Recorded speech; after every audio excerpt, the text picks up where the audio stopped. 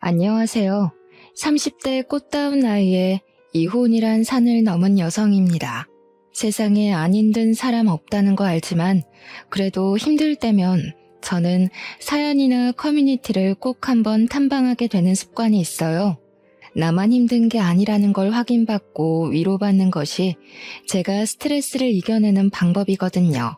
그래서 사연을 돌고 돌며 청취하기만 했는데 제가 사연자가 되어볼 줄은 또 몰랐네요.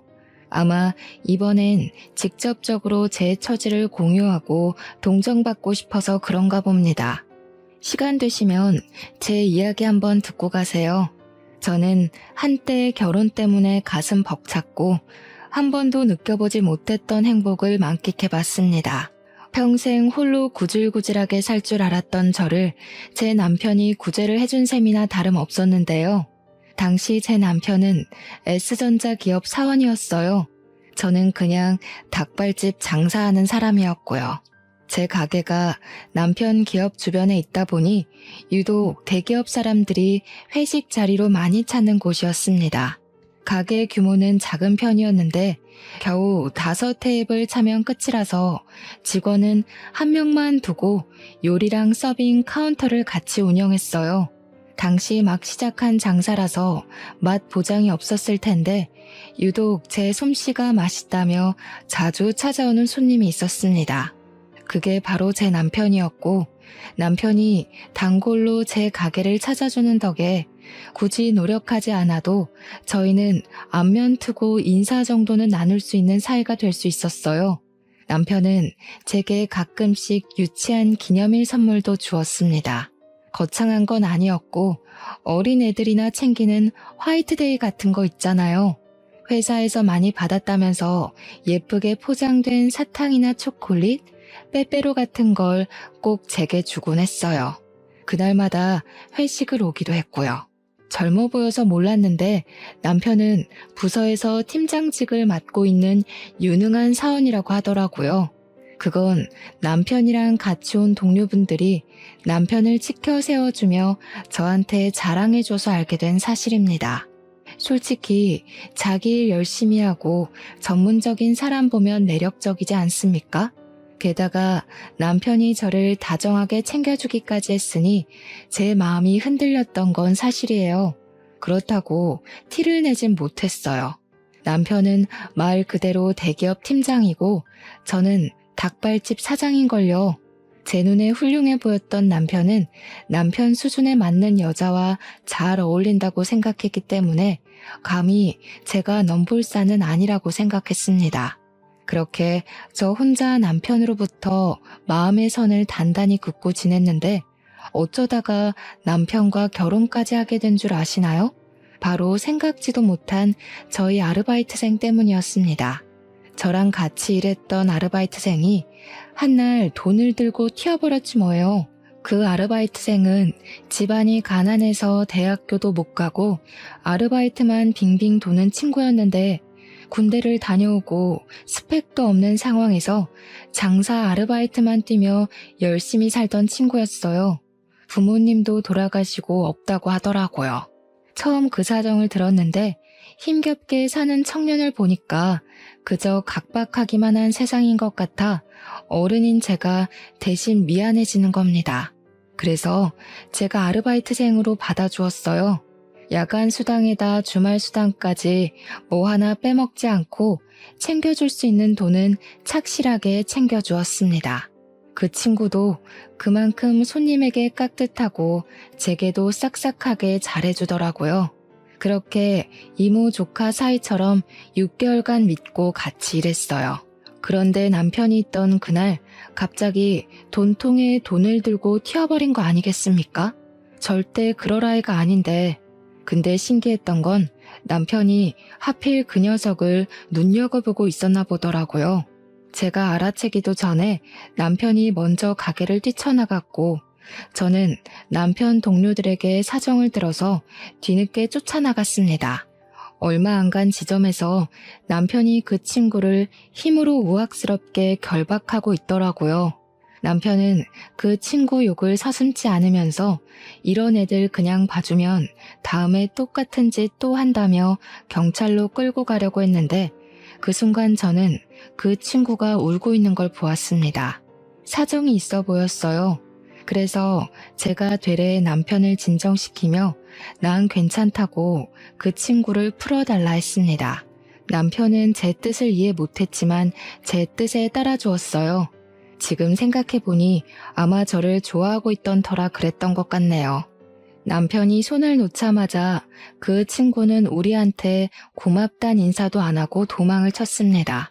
그러자 남편은 또 자기 일처럼 그 친구를 향해 화를 내줬는데 남편은 저더러 그 친구 월급 아직 못 준 거 있으면 절대 주지 말라고 조언까지 했습니다.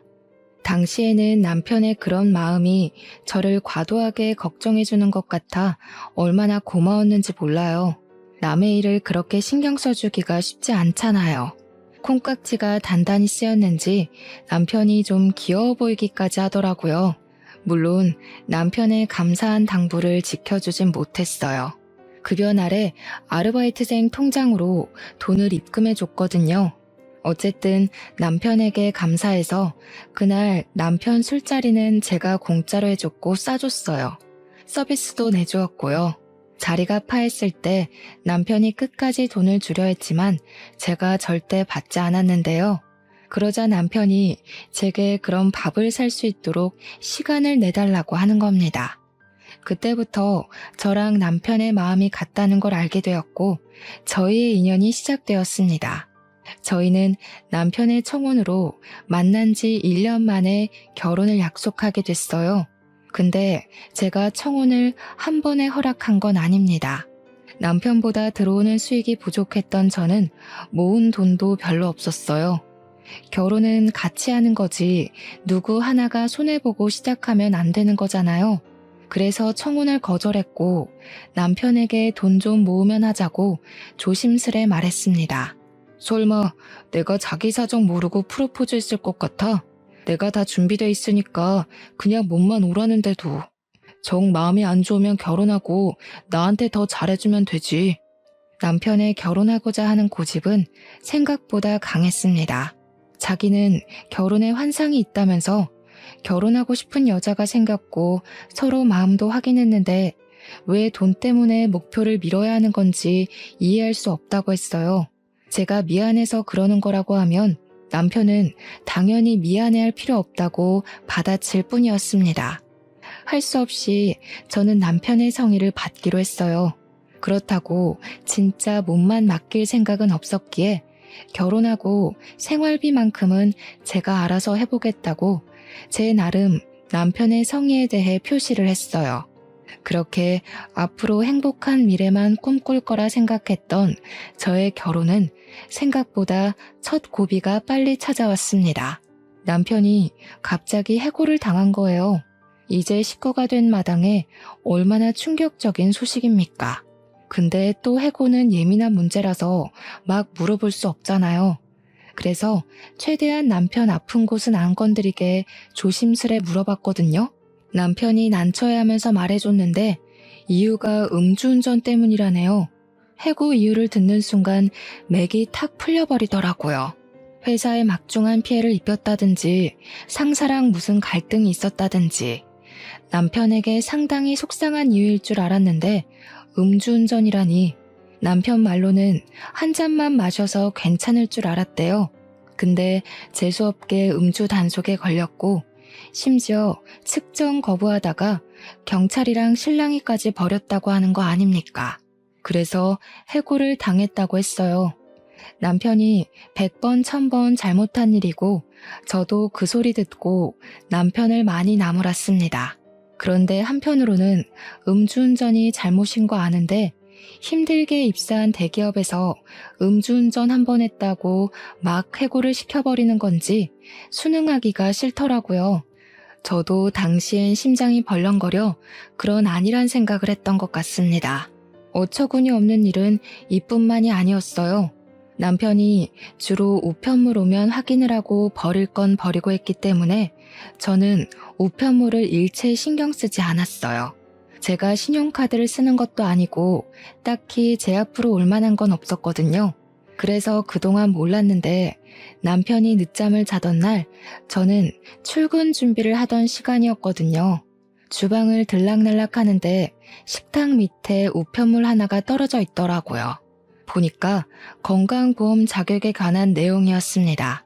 남편이 제 밑으로 건강보험이 이전됐더라고요. 그건 일을 그만뒀을 때 오는 거잖아요.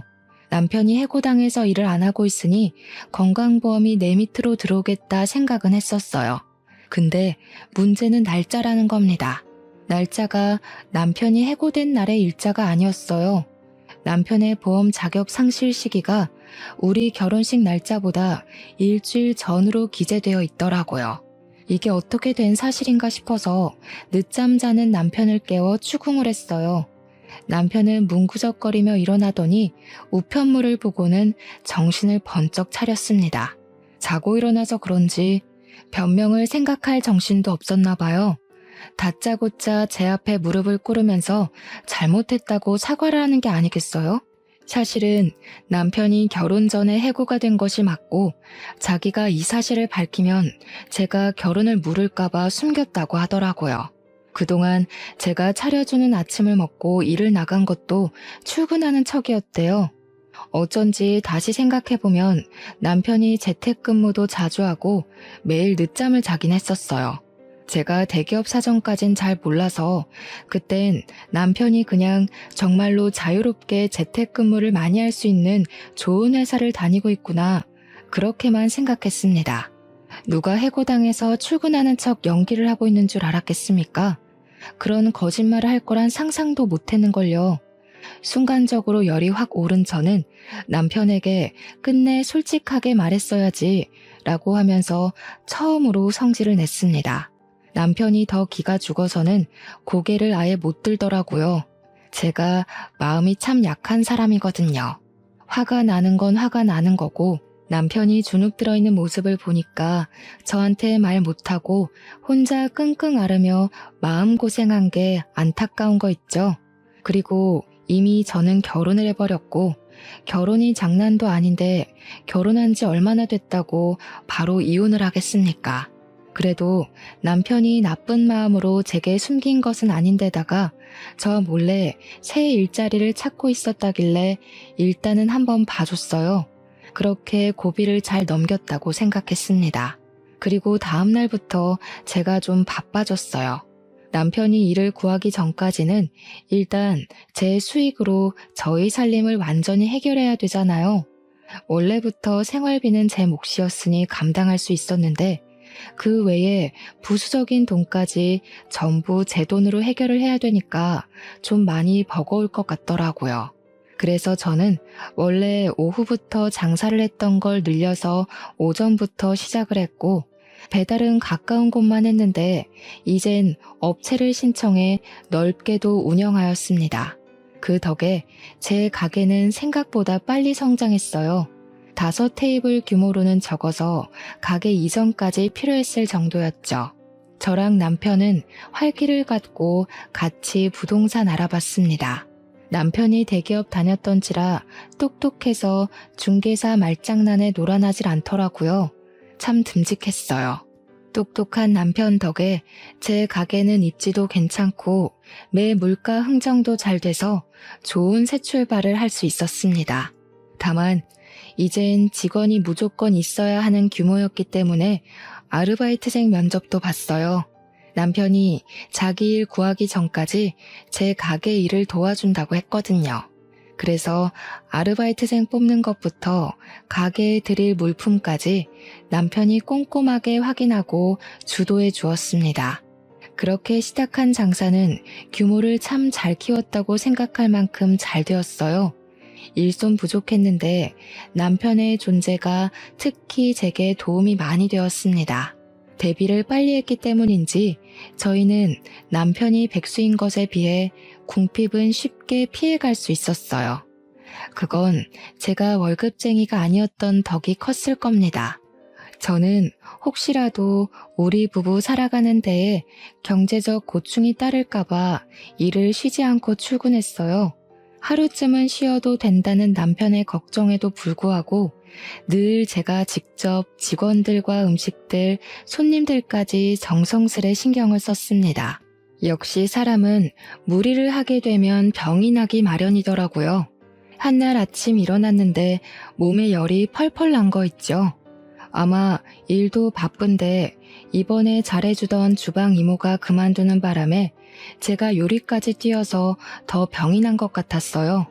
남편이 놀라서 얼른 저를 병원에 데려다 주었고 빨리 주방 일하는 사람부터 뽑으라고 걱정 섞인 잔소리를 했습니다.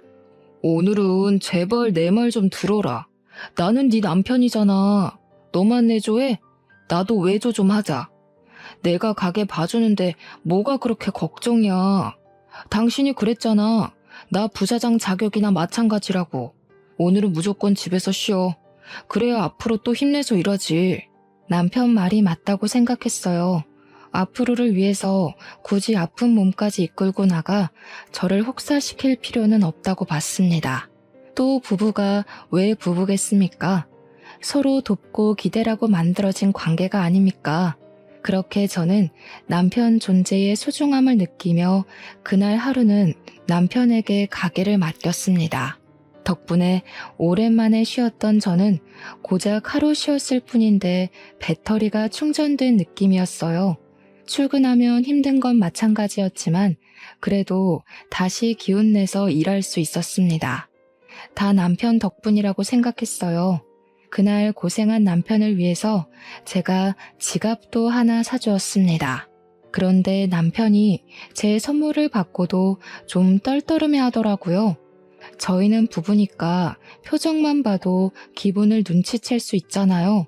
남편한테 무슨 안 좋은 일 있냐고 물었거든요. 그러자 남편이 마치 제가 물어봐 주길 기다렸다는 듯이 냉큼 얘기를 하는데 갑작스럽게 뱉는 그 말이 기가 찼습니다. 자기가 여태까지 대기업 일하면서 오전부터 야근에다 주말에도 필요하면 출근을 했어야 했대요. 대학 졸업하고 바로 취직이 된 거라서 졸업 후로 한 번도 쉬어본 적이 없다는 겁니다. 그러면서 마지막에 하는 말이 진짜 하고 싶은 말이었던 것 같은데 갑자기 여행을 다녀오겠다고 하는 거 아니겠어요? 여행? 가게는 어쩌고 뜬금없이 여행을 가? 자기 쉬고 싶은 거 알겠는데 지금 우리 가게 사정 알잖아. 주방 이모도 아직 못 구해서 일손 정말 부족해. 솔직히 내가 많이 봐줬잖아. 그리고 가게가 당신 거지 내 거야? 나 진짜 이대로 안 쉬고 평생 일만 하면 우울증 올 것 같아. 딱 한 달만 쉬고 싶어. 나도 가게 시작하면서 한 번도 쉰 적 없어. 누군 안 놀고 싶어서 가게에 붙어 있어? 여행은 무슨 여행이야. 철없는 소리 좀 하지 마. 아 진짜 너는 꼭 이런 식이더라. 돈돈거리지 좀 마. 사람이 돈 때문에 사냐? 살 만큼만 벌면 되는 거지. 뭐 얼마나 떼부자 되려고. 솔직히 네가 이렇게 돈에 혈안돼 있는 거 볼 때마다 내가 더 숨 막히거든. 제발 사람 좀 살자, 어? 불과 얼마 전까지만 해도 남편은 에너지 방전된 제 건강 상태를 걱정하며 남편 노릇을 톡톡히 해준 사람입니다. 그런데 그 사이 별일도 없었는데 갑자기 여행 타령은 뭐며 느닷없이 저한테 투정 아닌 투정을 부리는 걸까요? 그날 저는 남편의 의사를 못 들은 채로 치부하며 거절했어요. 여행도 상황 봐가면서 해야 되잖아요. 돈 버는 사람 따로 있고 돈 쓰는 사람 따로 있나요?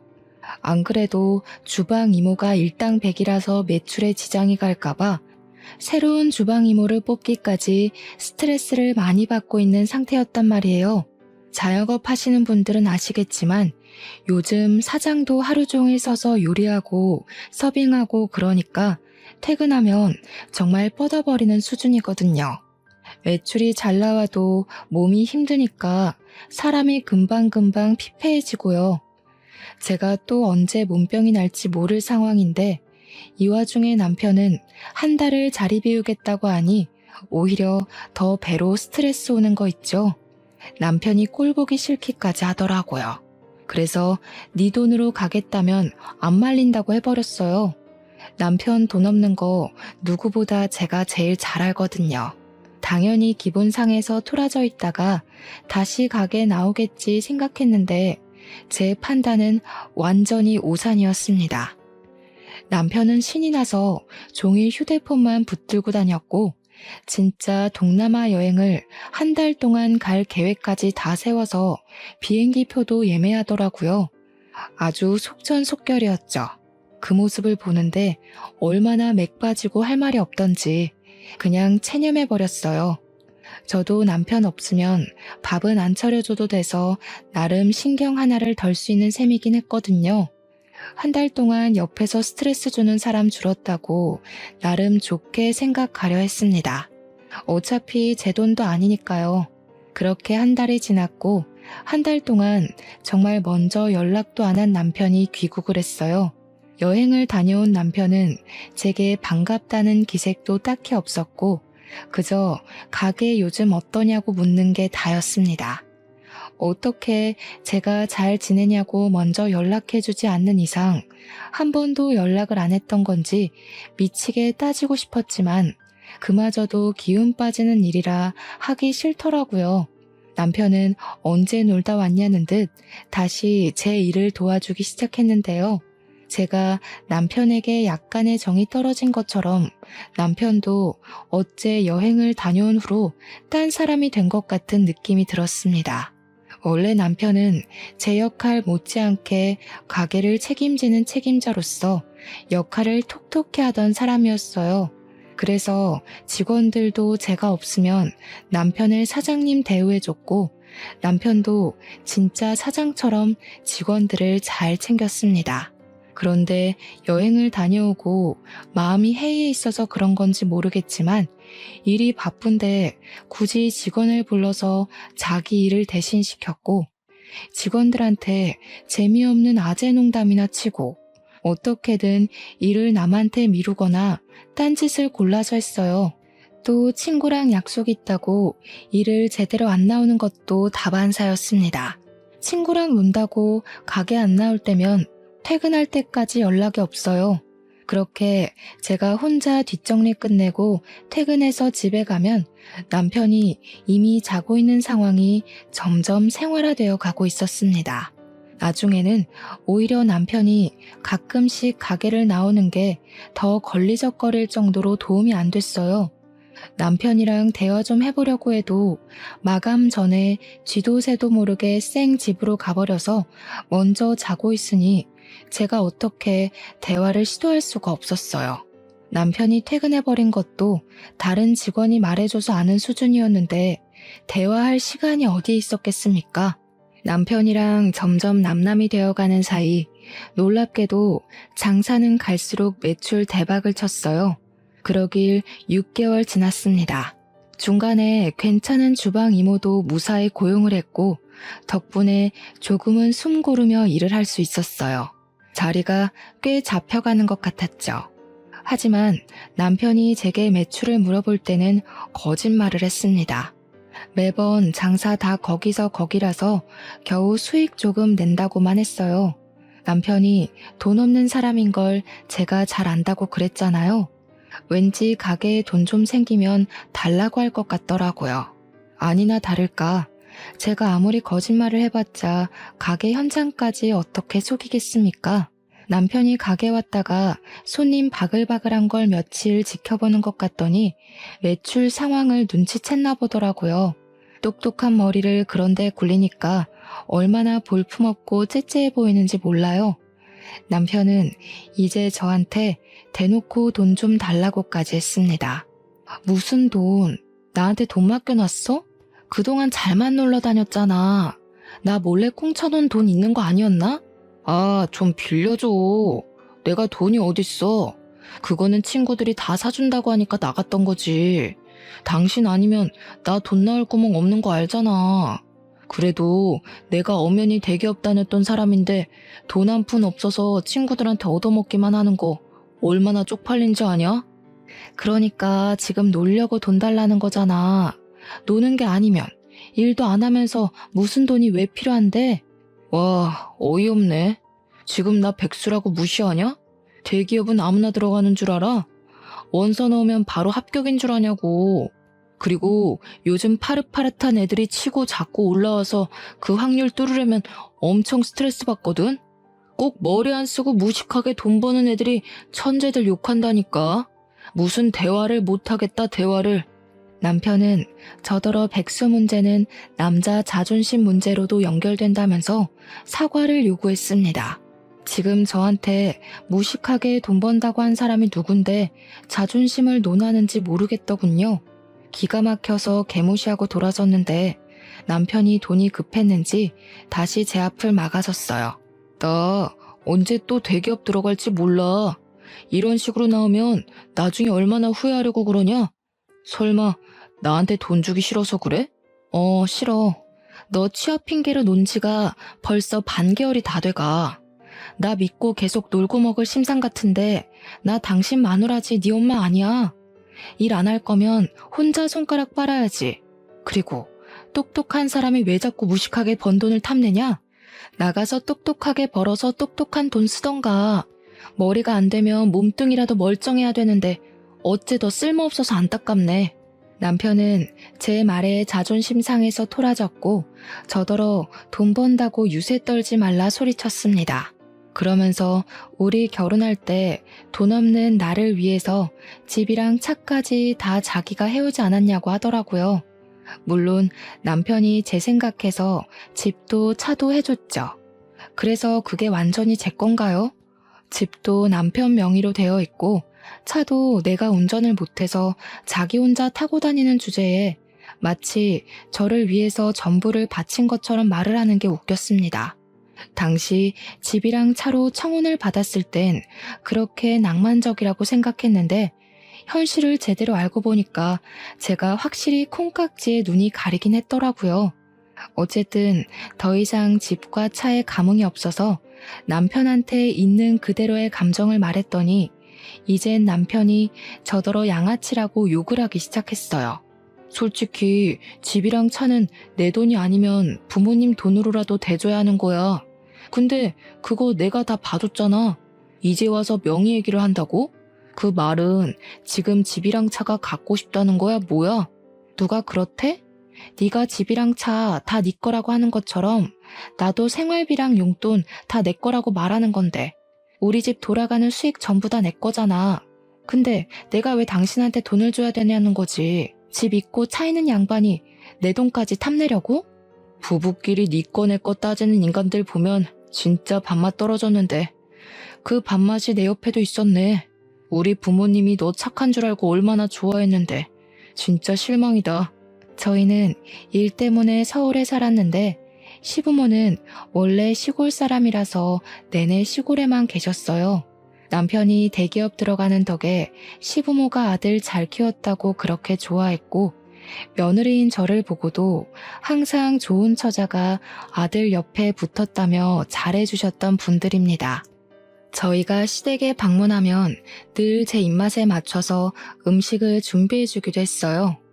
그래서 저도 시부모가 좋아서 참 잘 따랐고 명절마다 늘 시댁에 먼저 들려 인사한 뒤 친정을 내려갔습니다.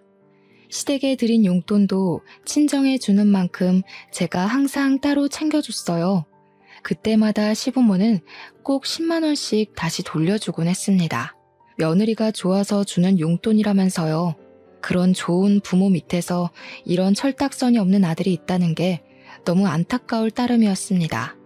남편은 그날로 제게 돈을 못 받아가 근 2주를 삐쳐 있었어요. 진짜 대단하지 않습니까? 근데 더 대단한 건 토라진 걸 표시라도 하고 싶었는지 자기 집이니까 집주인 마음대로 할 거라고 제 베개랑 여분 이불을 방문 밖에 내놨더라고요. 퇴근하고 왔는데 굉장히 황당했습니다. 저희 집은 3룸이라서 하나는 방, 하나는 드레스룸으로 쓰고 있었어요. 마땅히 잘만한 방이 없어서 저는 할 수 없이 거실 소파에서 잤습니다. 남편이 삐쳐있는 기간 동안 말이죠. 남편은 사춘기 소년이 반항하는 것처럼 가게에도 안 나타났고 출퇴근할 땐 자는 건지 방 밖으로 나오질 않았어요. 부부가 한 지붕 아래 사는데도 서로 얼굴 잘 못 보고 살았습니다.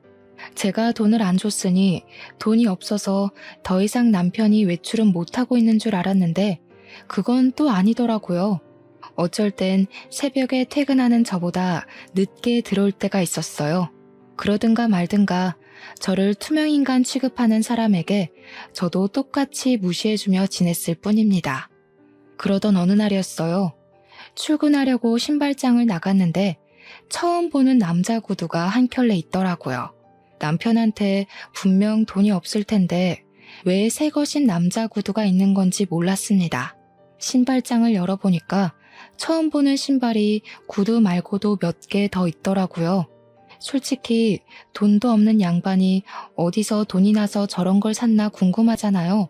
그래서 우리 사이의 침묵을 깨기 위해서 제가 먼저 안방 찾아가 노크를 했습니다. 근데 남편이 아직 자고 있는 건지 반응이 없더라고요. 방문도 잠겨 있었어요. 저는 출근 시간 때문에 할 수 없이 추궁은 뒤로 미뤘고 가게로 갔습니다. 저희 가게는 저녁부터 피크라서 오전이랑 낮에는 거의 배달만 있었는데요. 그날도 매장이 조용하고 평범했던 날이었어요. 제가 한참 남편 새 신발 생각 때문에 정신 팔려 있을 무렵 손님이 들어왔는데 반사적으로 인사를 하려는 그때 저는 들어온 손님을 한참 쳐다보는 실례를 저질렀습니다. 안녕하셨어요, 사장님. 저 기억하실지 모르겠는데 희성이에요. 사장님 닭발집에서 돈 훔쳐갔던. 어디서 봤나 했더니 친구가 자신을 설명해주는 덕에 바로 떠올릴 수 있었어요. 당시에 그 친구가 27살이었는데 다시 나타난 그날은 제법 30을 앞둔 티가 나는 행색이더라고요. 일단 저는 너무 놀라고 반가워서 얼른 그 친구한테 쫓아가 인사를 했습니다. 멋있어졌다고 어떻게 지냈냐고 정신없이 안부를 물었죠. 그래도 한때 믿고 일했던 귀여운 친구였거든요. 근데 반가워서 들뜬 저와 달리 그 친구 표정은 기운이 없더라고요. 저한테 미안해하는 것 같았습니다. 아니나 다를까 그 친구가 나를 찾아온 것이 바로 그 이유였어요. 저한테 과거의 자기 실수를 사과하면서 그때 훔쳐간 돈을 갚으러 왔다고 봉투를 주더라고요.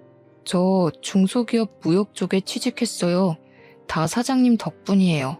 꼭 취업해서 갚으려고 사장님 생각만 하면서 공부했더니 학벌 없어도 제 깡이랑 자격증 보고 합격시켜 주더라고요.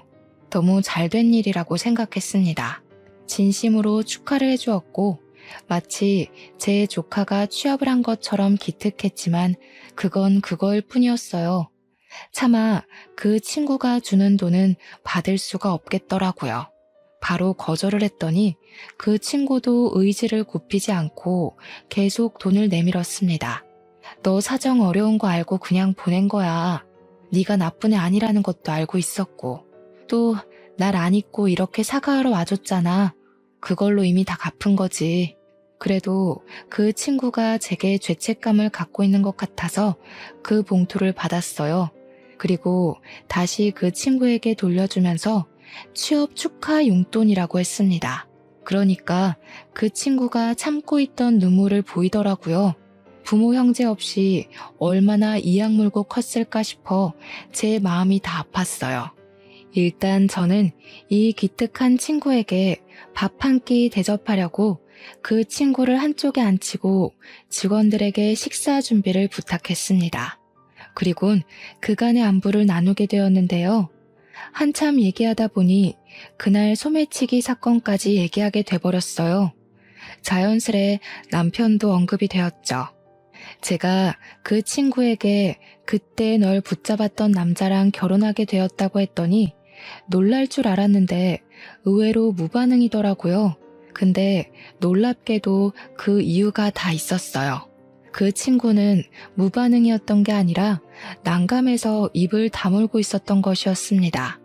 잠깐 고민하는 것 같더니 저한테 자기 폰을 건네더라고요. 그리곤 뜬금없이 여러 가지 동영상을 보여줬어요. 하지만 그 안의 영상은 전혀 뜬금없는 것이 아니었고 제 인생의 가장 큰 고비로 찾아오게 되었어요. 영상 안에는 남편이 있었습니다. 남편 옆에는 웬 여자가 있었는데 그 여자는 다름 아닌 과거에 저희 가게를 그만둔 주방 이모지 뭡니까?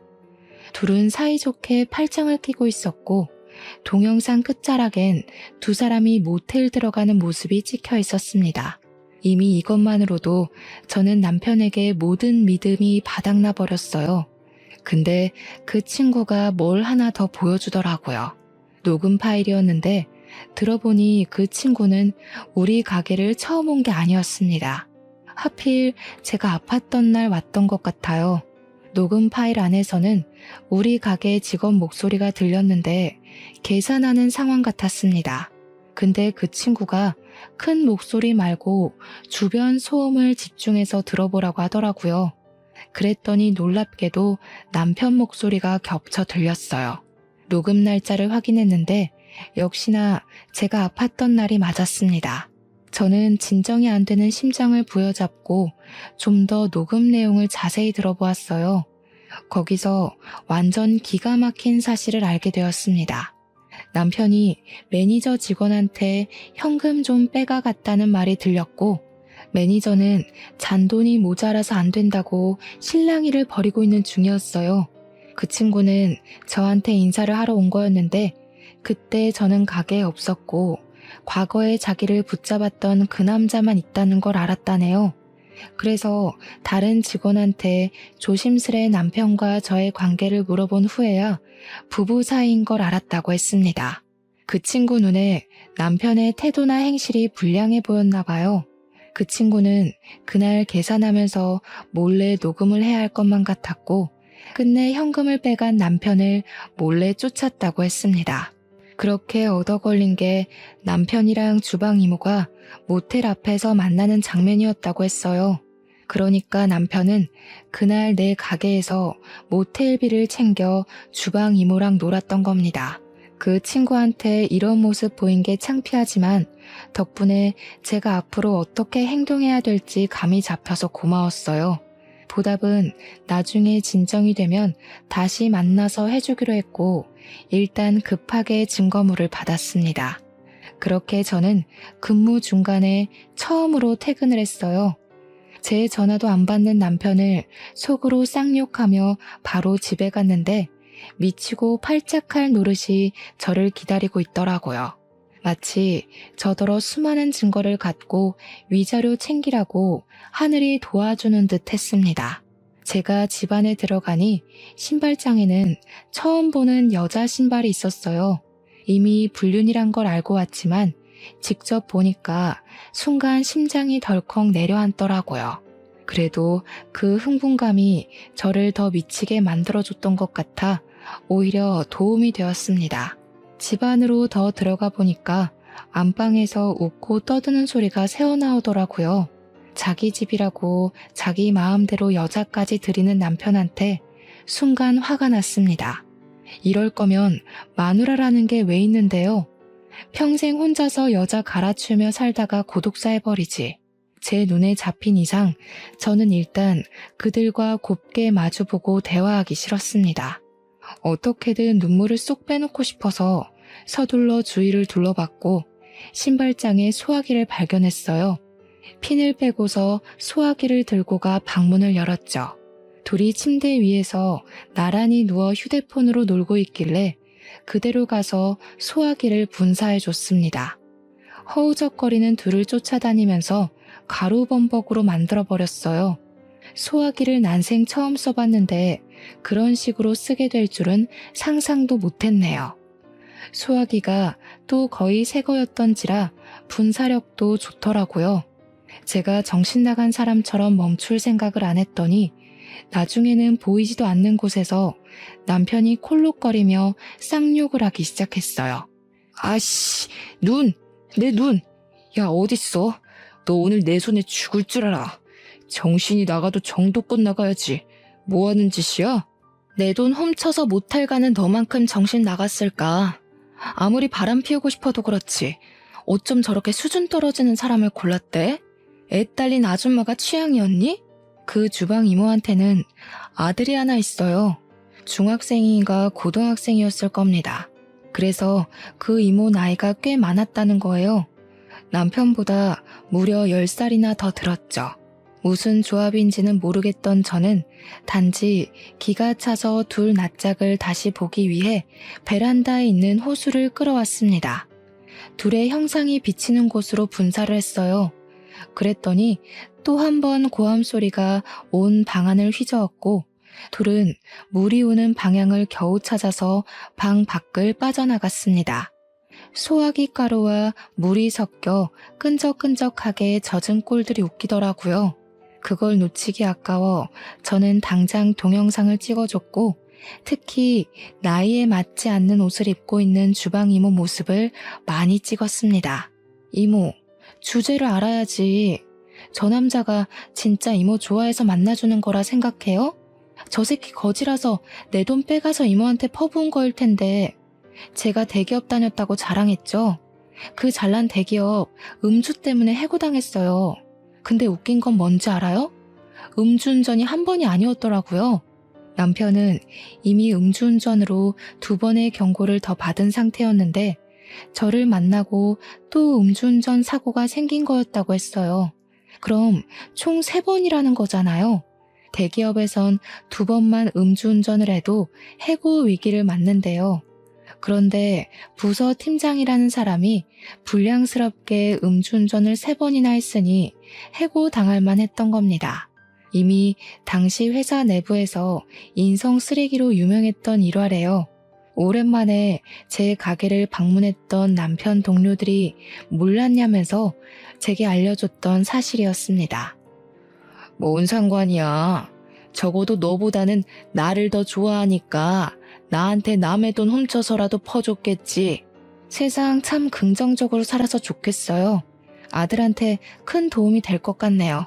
이런 천박한 짓 하고도 아들한테 평생 숨길 수 있을 거라 생각한 건 아니죠?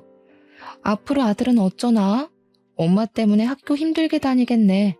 저는 동영상을 끊고 남편한테 이혼 소송하겠다 통보도 해줬습니다.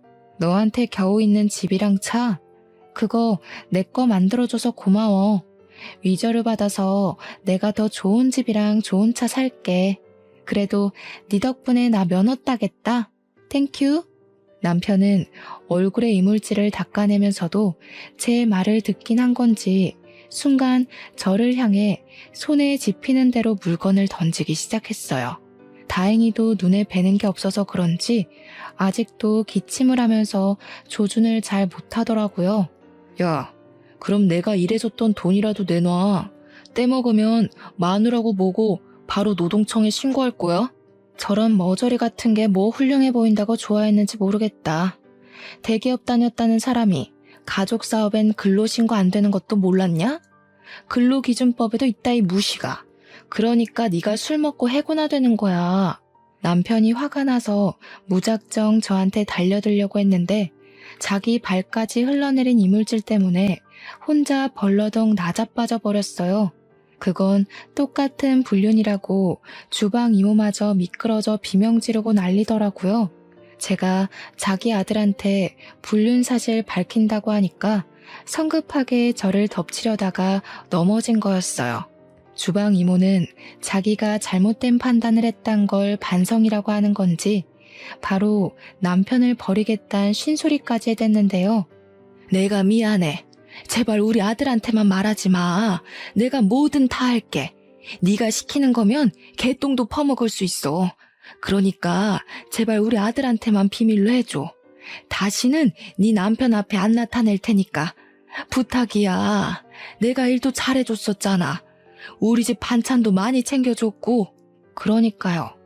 왜 멍청한 짓을 해서 아들 보기 쪽팔린 짓을 하세요? 그래도 혹시 알아요? 그렇게 절절한 마인드로 아들한테 잘 빌어보면 아들이 눈 감아줄 수도 있잖아요. 진짜 그 정도는 빌어야 천륜 안 끊길 거예요. 그렇게 저는 신혼집 같지도 않은 구렁텅이를 빠져나왔습니다. 동네방네 소문나라고 문까지 열어놓고 나와버렸어요. 그렇잖아도 고맙게 남편이랑 상간녀 둘이서 소리를 고래고래 질러주더라고요. 그렇게 상간녀 소송과 이혼 소송한 걸로 저는 위자료를 받았고 남편은 정말 가진 돈이 없어서 빈털터리가 된 듯했어요. 뭔 상관인가요? 저는 그저 오래간만에 여유가 생겨 친정 부모님에게도 용돈 주고 저 개인적으로 원했던 구조물의 집도 사고 또 진짜로 면허까지 땄습니다.